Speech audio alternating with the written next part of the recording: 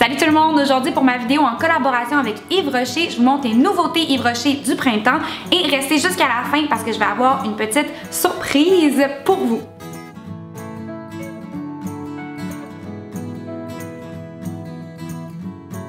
Donc j'ai déjà fait la base de mon maquillage en débutant avec le fond de teint en coussin aérien dans la couleur beige 200. Ensuite, pour illuminer mon visage, j'ai utilisé le stylo rayonnant jeunesse, le numéro 1 que j'estompe ensuite avec mes doigts. J'ai défini mes sourcils avec le crayon à sourcils Yves Rocher dans la couleur brun.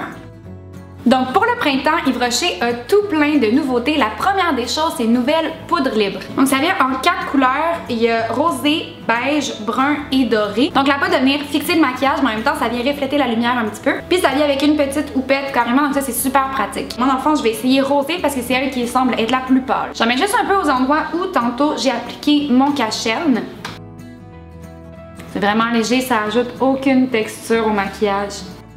Il y a aussi 10 nouveaux fards à joues qui ont l'air de ça ici. C'est le même packaging que les ombres à paupières dans le fond. Ça fait qu'ils utilisent moins de plastique dans le packaging, mais c'est aussi moins de plastique en général parce que ça fait moins de moules à avoir. Ça, je trouve ça super intéressant. Les blushs sont 50% plus pigmentés qu'avant. Ils sont enrichis d'huile de rosier muscat, donc ils sentent un tout petit peu la rose. Et c'est ça, il y a 10 couleurs, 3 finis différents. Il y a des mat, des scintillants et des nacrés. Mais les couleurs varient vraiment. Vous avez des mauves, des rouges, des orangés, des couleurs super naturelles et d'autres qui sont un peu plus punchés. Moi, j'ai essayé celui-là ici qui s'appelle Bois de rose, qui est un des scintillants. Nice! Oh, il est vraiment beau pour le petit nacré. C'est subtil, mais ça fait quand même que quand ça prend la lumière... Ensuite, il y a ça ici qui sont des baumes liquidés. Il y en a 14, je vais pas vous montrer toutes les couleurs, mais en gros, c'est comme un baume à lèvres super hydratant, mais avec le fini d'un gloss. Je vais commencer par appliquer la couleur numéro 7, ici, qui est comme un mauve naturel. Je sais pas pour vous, mais moi, ces temps-ci, on voit que j'ai porté tellement de mat, parce que c'est ça qui est à la mode, que j'ai juste envie d'avoir des textures super crémeuses, super hydratantes sur mes lèvres. Et puis par-dessus, je vais rajouter la couleur numéro 2, qui est plus comme un rose pâle, vraiment nacré, juste pour avoir un effet un peu plus 3D.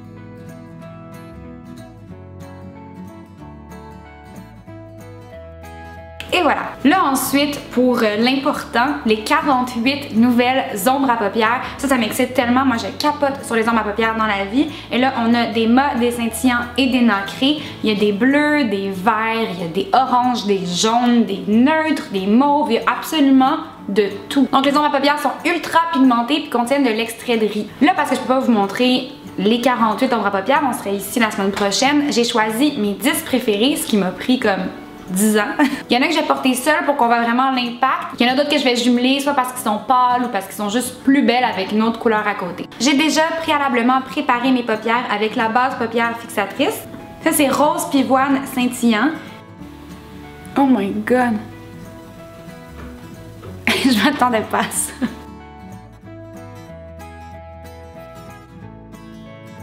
Lavande nacrée.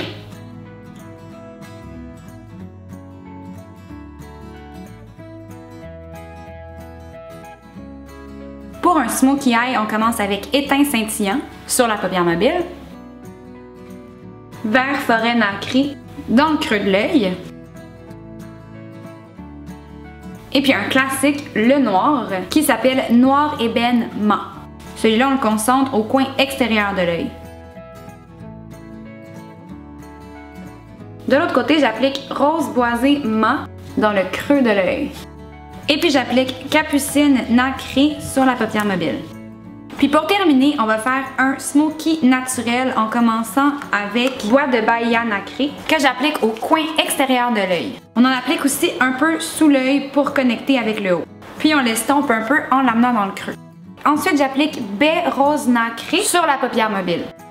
Pour terminer, pour faire un point de lumière, j'ai ajouté blanc orchidée scintillant au coin intérieur de l'œil. Donc les ombres à paupières sont vraiment géniales. Dès que je les appliquais, on voyait vraiment le pigment. Puis quand je les estompais aussi, ils étaient super faciles à estomper. Je vous avais dit que j'avais une petite surprise à la fin. Dans le fond, c'est un concours. Les 10 ombres à paupières que j'ai choisies, mes 10 préférées, vous pouvez les remporter. C'est super simple. Vous allez juste aller sur Instagram. Si vous ne me suivez pas déjà, c'est @SimoneFB.